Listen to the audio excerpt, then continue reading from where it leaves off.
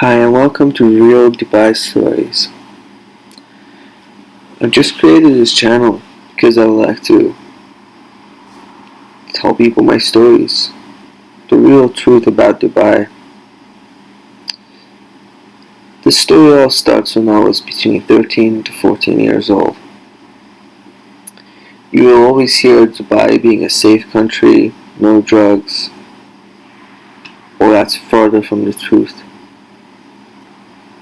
I was a local drug dealer there, but at the age of 16. The amount of shit that has happened and the amount of miserable things and evil things that I've gone through. I have been sent to jail. I have ran away. I have lived underground. Literally underground. Been tortured by the cops. Been searched for. It's all a big story that I'll be telling. Most drugs that I dealt, and most popular drugs over there, are hashish and something known as space, which is just a synthetic version of THC, otherwise known as spice in the Western world. Now, I'm going to start from the beginning and say how I got into it and all that. One day, it was me and a bunch of my buddies, close friends. We were out just relaxing and doing our thing, when all of a sudden, out of nowhere, this friend of mine offers me a bowl. And in this country, we smoke something called a midwach. It's a pipe, a long Arabian pipe, and you put your powdered tobacco on top, and it gives you a short 2 to 3 minute buzz. And Doha was smoked by everyone there, by the cops, poor, the rich. So he gives me this bowl. He sprinkles something on top of the tobacco, and I have it. Turns out he sprinkled some synthetic THC on there. That really got me stoned out of my mind. I remember there was a local grocery store called Troy Trumps. And I'm saying this because there's many Troy Trumps all around. So I remember just going in. I could barely walk, I could barely breathe. Bought a lot of different munchies. I was feeling so hungry. Almost forgot to say this was the first time I've ever been stoned. Was confused, thought I was dying, bought a lot of things, bought a lot of liquids, kept on drinking and eating. And then returned to the car, which I totally forgot to say. We were sitting inside of a car and smoking this. Came back into the car, had one more bowl. I remember I opened the door and I vomited and just wanted to stop. My friend passed out, and it was my responsibility now to drive him around and get him home, which was scary. But fast forward this a week or two. This is when shit got real. The stuff was spread around everywhere, and it got imported by 2 people.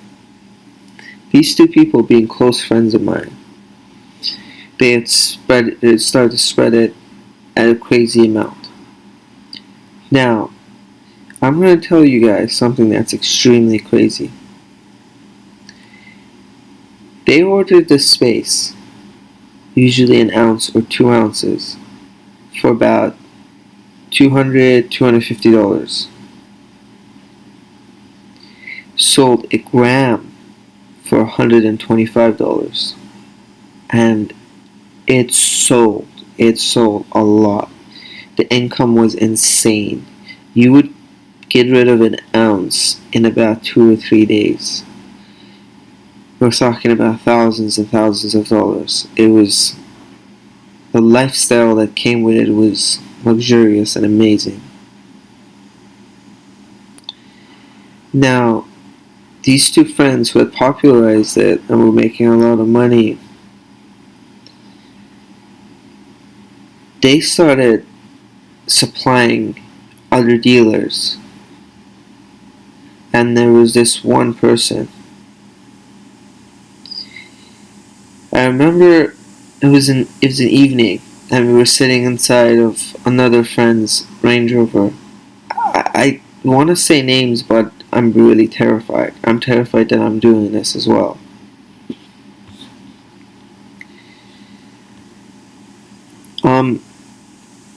He knew someone that wanted to purchase, so we sat in the car. He got off. He went down the street to do the deal. We were pretty stoned, and there was 4 of us in the car without him. One thing led to another, and then we noticed that about half an hour, 45 minutes has passed, and there's no sign of a friend.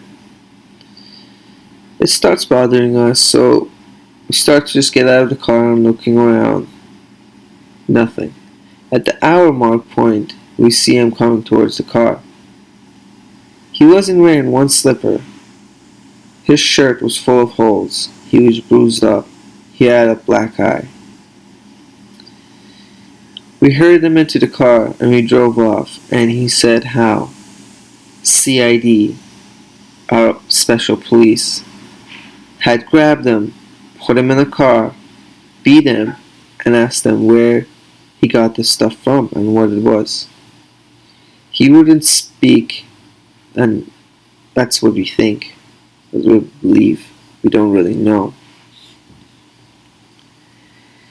But he said he didn't say anything and that they let him go after a little bit of abusement. We took him home, we smoked some more, and we were pretty much the first group of people selling drugs in Dubai, in the most strictest country that exists with drugs and drug laws. We could have gotten ourselves fucked and our families fucked as well. We were all under the age of 15. Now, this was part 1, and if you like this video and would like to hear more, please leave a like and a comment, and I will upload part 2. There's some crazy things that I will be talking about, and this is probably gonna end me up in jail, prosecuted. But I feel like it's too long that these stories are in me, and I need to let people know. Thank you. Peace out. Until the next episode.